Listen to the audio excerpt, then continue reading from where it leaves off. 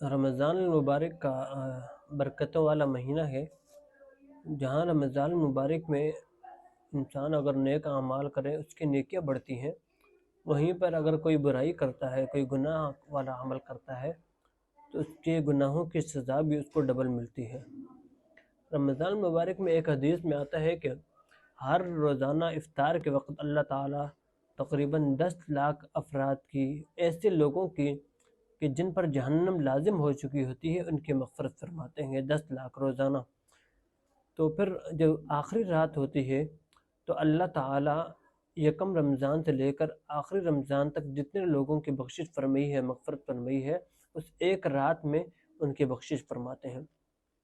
تو حدیث میں آتا ہے کہ آپ صلی اللہ علیہ وسلم نے فرمایا کہ 4 لوگ ایسے ہیں کہ جن کی بخشش نہیں ہوتی ہے، جن کی مغفرت نہیں ہوتی۔ وہ 4 لوگ کون ہیں؟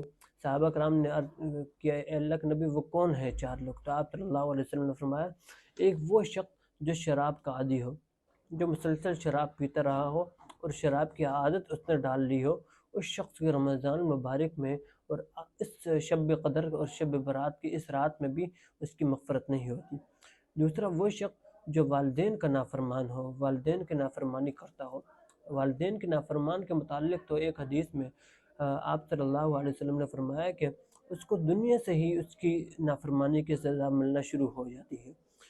تو تیسرا وہ شخص ہے جو قطع تعلقی کرتا ہو، قطع رحمی کرتا ہو، تعلق توڑتا ہو، چھوٹی چھوٹی باتوں پہ ناراض ہو جاتا ہے، تعلق توڑ دیتے ہیں، دشمنی کر لیتے ہیں، چھوٹی چھوٹی باتوں میں، کوئی اتنی بڑی بات نہیں ہوتی، اگر مل بیٹھ کر ہم اس معاملات کو حل کرنے کی کوشش کریں تو اتنا کوئی بڑا مسئلہ نہیں ہے، وہ آسانی سے حل ہو سکتے ہیں۔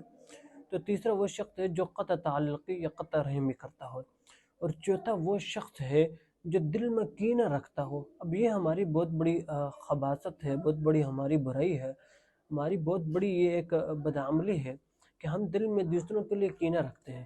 اب چھوٹی چھوٹی باتوں پہ کوئی دوسرا اگر برتری حاصل کر رہا ہے، بڑے عہدے پہ جا رہا ہے، بڑا منصب حاصل کر رہا ہے، کوئی مال آ رہا ہے اس کے پاس، یا اس کو کوئی اچھا گھر مل رہا ہے، اچھی گاڑی مل رہی ہے، تو ہم اس کے خلاف پروپیگنڈا کرنے کی کوشش کرتے ہیں، دل میں کینہ رکھتے ہیں، بغض رکھتے ہیں، عداوت رکھتے ہیں۔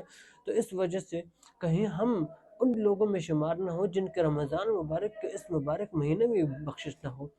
تو ایک حدیث میں آتا ہے کہ آپ علیہ السلام نے منبر کی ایک سیڑھی پر قدم رکھا تو آمین کہا، تو اس آمین میں ایک وجہ یہ بھی تھی، جبرائیل علیہ السلام نے فرمایا کہ جس شخص کا رمضان مبارک کا مہینہ نصیب ہو اور وہ اس میں اپنی بخشش نہ کروا سکے تو آپ علیہ السلام نے اس پر آمین فرمایا۔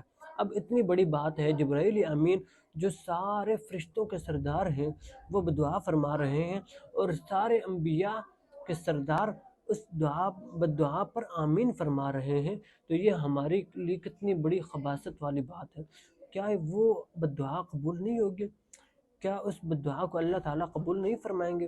کہیں ایسا نہ ہو کہ ہم لوگ بھی ان لوگوں میں شمار ہو جن کی رمضان المبارک میں بخشش نہیں ہوتی۔ تو دعا کریں اللہ تعالیٰ سے معافی مانگے، توبہ کریں کہ اللہ ہماری ان لوگوں میں ہمارا شمار نہ فرمائے، ہمارے مومنین متقین میں شمار فرمائے۔